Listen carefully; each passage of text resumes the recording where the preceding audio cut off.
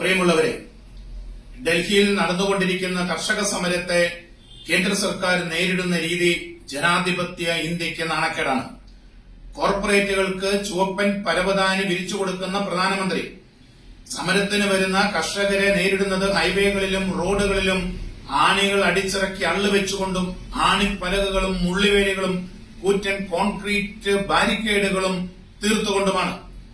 ലോകത്തെ മറ്റെല്ലാ രാജ്യങ്ങളും തങ്ങൾക്ക് അന്നം തരുന്ന കർഷക ജനതയെ ബഹുമാനത്തോടും ആദരവോടും മാത്രം കാണുമ്പോൾ ഇവിടെ ലോകത്തെ ഏറ്റവും വലിയ ജനാധിപത്യ രാജ്യത്ത് നമ്മുടെ ഇന്ത്യയിൽ അവകാശങ്ങൾക്ക് വേണ്ടി, തങ്ങളുടെ നിലനിൽപ്പിന് വേണ്ടി, ന്യായവിലകൾ ലഭിക്കുന്നതിന് വേണ്ടി, ഇടനിലക്കാരുടെ ചൂഷണങ്ങൾ ഒഴിവാക്കപ്പെടുന്നതിന് വേണ്ടി, മാർക്കറ്റിലെ കോർപ്പറേറ്റുകളുടെ കടന്നുകയറ്റം അവസാനിപ്പിക്കുന്നതിന് വേണ്ടി പോരാടുന്ന കർഷകരെ രാജ്യദ്രോഹികളാക്കുന്നു.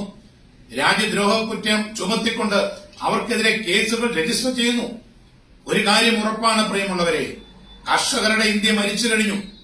ട്രാക്ടറുകളും ഓടിച്ച് കുടുംബസമേതം സമരത്തിന് ഡൽഹിയിലേക്ക് വരുന്ന കർഷകരെ ശത്രുക്കളെ പോലെ, ശത്രു രാജ്യത്തെ സൈന്യത്തെ നേരിടുന്നത് പോലെ, തീവ്രവാദികളെ നേരിടുന്നത് പോലെ സർക്കാർ നേരിടുമ്പോൾ യന്ത്രത്തോക്കുകളും പീരങ്കികളും മിസൈലുകളും ഗ്രനേഡുകളും ഉപയോഗിച്ച് ഇന്ത്യയുടെ ആത്മാവ് കുടികൊള്ളുന്ന ഗ്രാമങ്ങളുടെ സൂക്ഷിപ്പുകാരെ ഇല്ലാതാക്കുവാൻ കേന്ദ്ര സർക്കാർ നടത്തുന്ന എല്ലാ നീക്കങ്ങളെയും ശക്തമായിട്ട് അപലപിക്കുവാൻ ഈ അവസരം ഉപയോഗിക്കുക.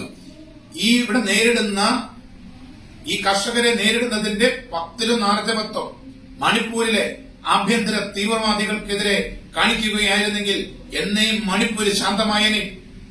ഇവിടെ കർഷകരെ തീവ്രവാദികൾ എന്ന് വിളിക്കുന്ന ഭരണകൂടങ്ങളോട് ഒരു വാക്ക് പറയുവാനുള്ളത്, അവർ ചിലപ്പോൾ ഖലിസ്ഥാനികളായിരിക്കാം, അവർ ചിലപ്പോൾ കമ്മ്യൂണിസ്റ്റുകാരായിരിക്കാം, രാഷ്ട്രീയമുള്ളവരോ ഇല്ലാത്തവരോ ആയിരിക്കാം, മതമുള്ളവരോ ഇല്ലാത്തവരോ ആയിരിക്കാം, അവർ വിവിധ ഭാഷകൾ സംസാരിക്കുന്നവരായിരിക്കാം, അവർ വടക്കേന്ത്യക്കാരോ തെക്കേന്ത്യക്കാരോ ആയിരിക്കാം, അവരാരെങ്കിലും ആയിക്കോട്ടെ, ഒരു കാര്യം സുനിശ്ചിതമാണ്, അവരുടെ എല്ലാം ചോരയുടെ നിറം ഒന്നാണ്, അവരുടെ എല്ലാം വിയർപ്പിന്റെ കളർ ഒന്നാണ്, അവരെല്ലാം മണ്ണിൽ പണിയെടുക്കുന്നവരാണ്, അവർ ഇന്ത്യക്ക് അന്നം തരുന്നവരാണ്.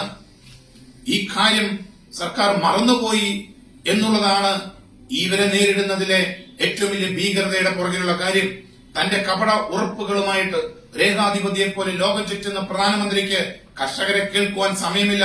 കാരണം അദ്ദേഹം ലോകം മുഴുവൻ ക്ഷേത്രങ്ങൾ ഉണ്ടാക്കുന്ന തിരക്കിലാണ്.